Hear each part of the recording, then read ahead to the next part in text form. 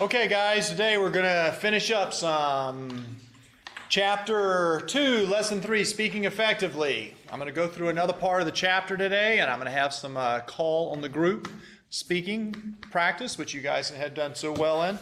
We're on page 81, Preparing to Speak, 6 Steps for Effective Communication. The 6 steps are the same ones that we have been through with the writing, fighting for feedback, drafting and editing, analyzing. We have our peer evaluation. I actually have the how we actually give constructive criticism, how we receive it online. So you can look at week 7 of your online class and actually see how we're going to do this. We have talked about our purpose and our audience. When we actually do our public speaking here for this class and practicing, the purpose is an informative brief. So we'll actually be doing that, not trying to persuade, but just talk about something that you really, really know about and you care about, using everyday languages. We talk about different types of speaking, whether they're briefings, lectures, or speeches, which all of them can be done in different ways. Does everybody ever watch the president speak on TV? Yes, sir. Which one? Is he doing a briefing? Is he doing a lecture? Is he informing you? Is he persuading you? What kind of talk is he doing? All of the above. Informing. Raise your hand, please. Yes. Informing. He's informing us. Okay. What about when he's actually campaigning? Yes, sir. Persuading. Persuading, exactly. And that's kind of a different type of format. Like I said, it's interesting to me to see these guys campaign and actually be in what's called the town hall format, where they actually are sitting on a stool. Seems to me they're always uncomfortable because they're so formally dressed, whatever. And sometimes they don't do that. A briefing. This is kind of a military term, or that, when we're talking about informing, and really, in our military construct, that's what I'm having you guys come up here and do, is give a military briefing where you're informing us. I tell you what, and come spring, April, May, you're going to be doing persuasive talks where you have to convince us that shooting is the best sport in the world, or convince us that mountain biking is the best thing in the world. And that's going to be kind of tough. President Obama had a speech about Syria the other day. That wasn't the other day. It was a week ago. What was he trying to do in that? Persuade. Did he persuade us? Did he persuade you that we should go bomb Syria? I didn't hear it, sir. No. Did anybody hear it? What? Tell me about it. Well, it didn't really persuade me. It just kind of seemed like he was just telling us that the best course of action was to go and bomb Syria, or to bomb designated areas of Syria, but it wasn't really persuading. So he didn't get you. Okay, what else? Anybody else see him? Yes, sir. He didn't get me either. He didn't get you either, huh? I thought it was interesting because he kind of laid out the facts of it's proven in his mind that all this chemical warfare has been done, and that we need to. I thought it was a persuasive audience, kind of different. It was a different type speech than his normal. Was he trying to persuade us? He was trying to persuade us that we should go with military action. Interestingly enough, right after that, Russia came through with a peace proposal that said, hey, why don't we take over and have UN control of the chemical weapons? Which was really interesting because until President Obama's speech, remember Syria, did they ever admit they had chemical weapons? No. They kept going, no, we don't have any chemical weapons. There's no way we have anything in here. But the next day they go, okay, maybe we'll let you guys come in and take control of them. Nobody ever goes through that. By the way, this Friday is a big day in this issue because this Friday is when Syria is supposed to release the maps and the details of where and how much, what kind of chemical weapons they have, when 1 week ago they didn't have any. So it's interesting. Okay, ABCs. This is for public speaking. Real simple. You need to know this. Accurate, brief, and clear. ABC. Also has to do with writing, right? Who just turned in their resume? Cadet Moore, turn in a resume. Accurate, brief, and clear. You just look at this and say, hey, she's pretty much there. That's good. Real simple. So there's some actual, tips that you need to know by the end of this lesson that talks about the overall picture for speaking. And I think the summary, if you actually go, here it is, page 94. Go to your summary. On page 94, there on the left-hand side, and actually I will turn this on. This kind of summarizes ahead of time what you're going to be trying to do. On the left side there, did it turn on there? Let's see, source.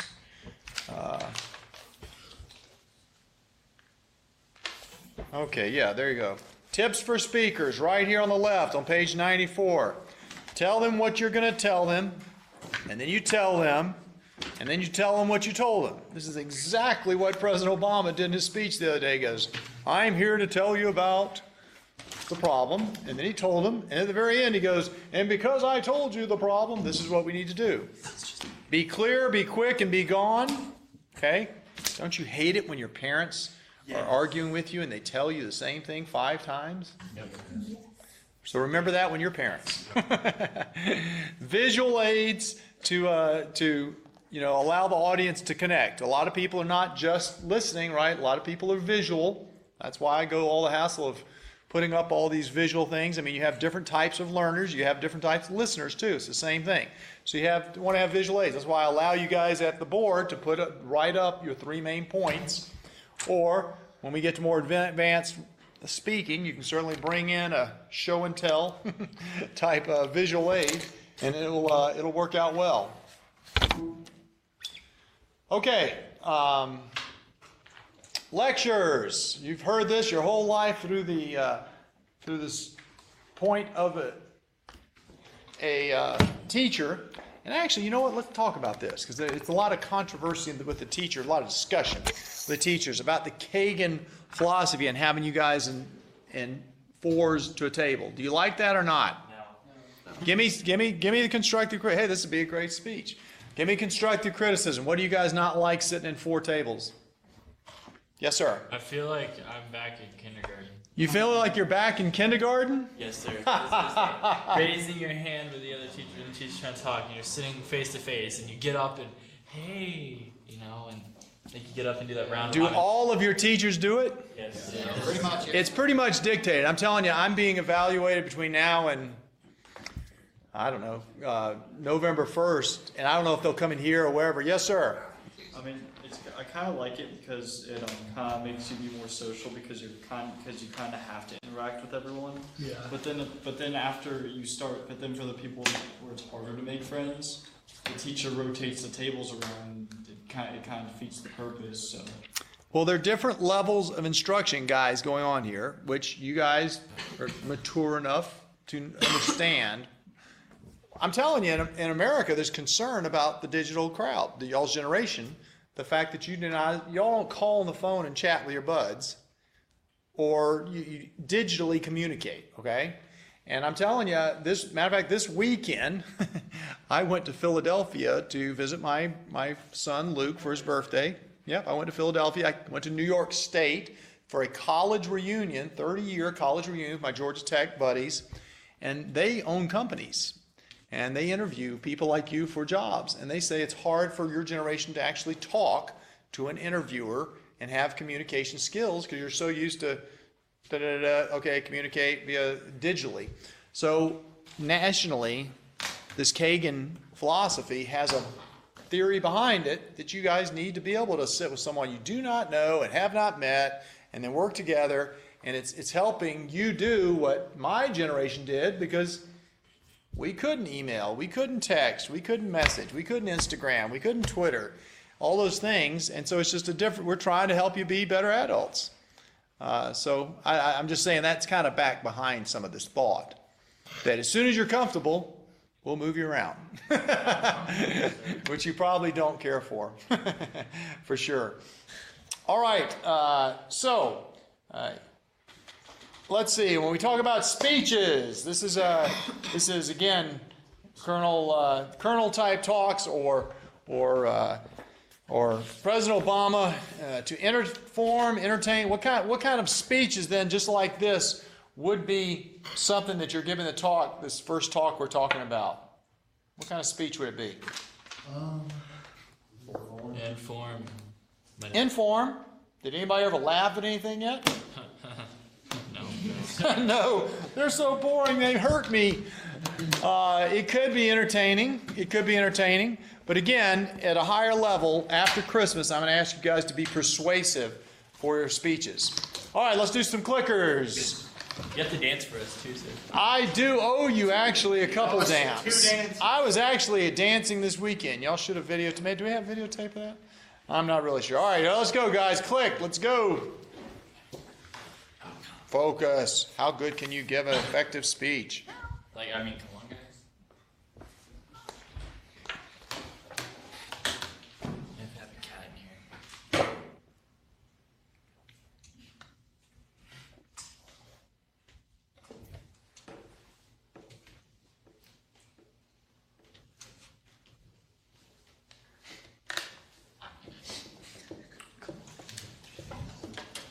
I need to have a camera showing y'all going. Maybe I'll do that. I'll play with you guys. Oh, Really? Really? Come on. Who done that? Because who done that?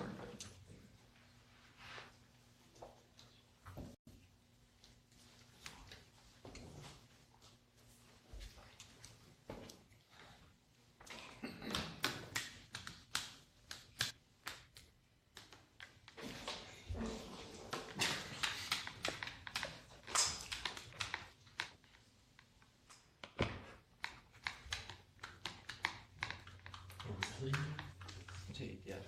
Wait. Hey guys.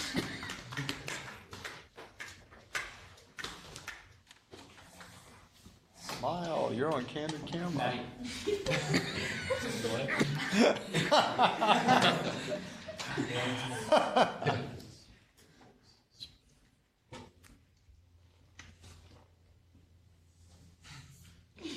Smile. Hey, Perry. All right. Oh, you're not clicking. You're not clicking. Oh, wait.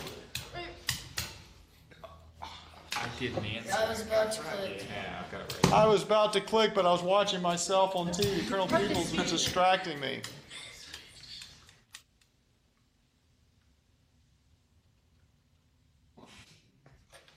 The three amigos over there.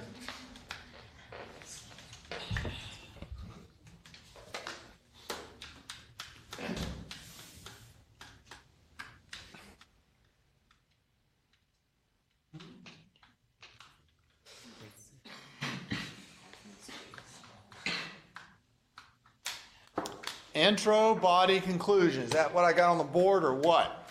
It does look like it. It does look like it, okay. Perry just. It was fine. Pretty straightforward. Yeah. So this is something to lead Leonidas. Let's do this. Oh, wait. Yeah. Oh. No more dancing. Well, technically, I owe you 2 dances, I think, right? one should be today, but the It's other. gonna be 3. It's gonna be 3 now. Oh, you think this is it? It better be 3 after this. So photogenic. There's Cadet Johnson's nose. Hey buddy. Hey buddy. Come on! It wasn't working. It was pressing. That was so. It's Colonel, he's messing us up. It's all my fault. He has his own code. Yep. We talked about this at the beginning.